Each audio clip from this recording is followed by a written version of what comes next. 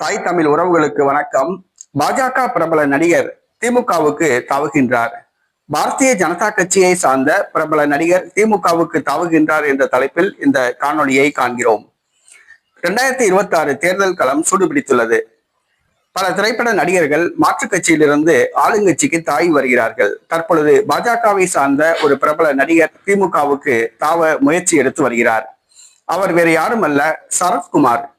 இவர் ஆரம்பத்தில் ஜெயலலிதாவுக்கு ஆதரவாக செயல்பட்டார். 1999ஆம் ஆண்டு திமுக சார்பில் நெல்லை தொகுதியில் போட்டியிட்டு தோல்வியடைந்தார். திமுக ராஜ்யசபா உறுப்பினராக இருந்தார்.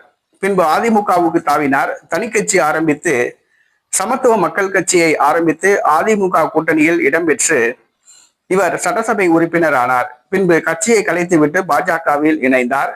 பாஜகவில் இணைந்த அவருக்கு இதுவரை கட்சி பொறுப்போ ஆட்சி பொறுப்போ பாராளுமன்ற உறுப்பினர், சட்டசபை உறுப்பினர், கவர்னர் எந்த பதவியும் வழங்கப்படவில்லை.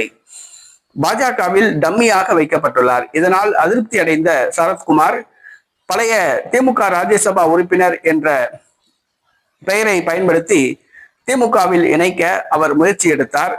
ஆனால் திமுகவில் இதுவரை பச்சை கொடி காட்டவில்லை என்று கூறப்படுகிறது. திமுகவில் இணையலாமா அல்லது பழையபடி சமத்துவ மக்கள் கட்சியை தோற்றுவிக்கலாமா என்ற ஆலோசனையில் இருப்பதாக கூறப்படுகிறது.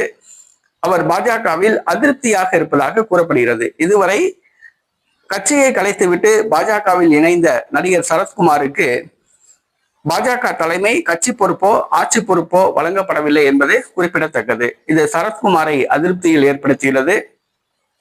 விரைவில் சரத்குமார் பாஜகவிலிருந்து வெளியேறலாம், திமுகவில் இணையலாம் அல்லது புதிய கட்சியை மீண்டும் தோற்றுவிக்கலாம் என்று கூறப்படுகிறது.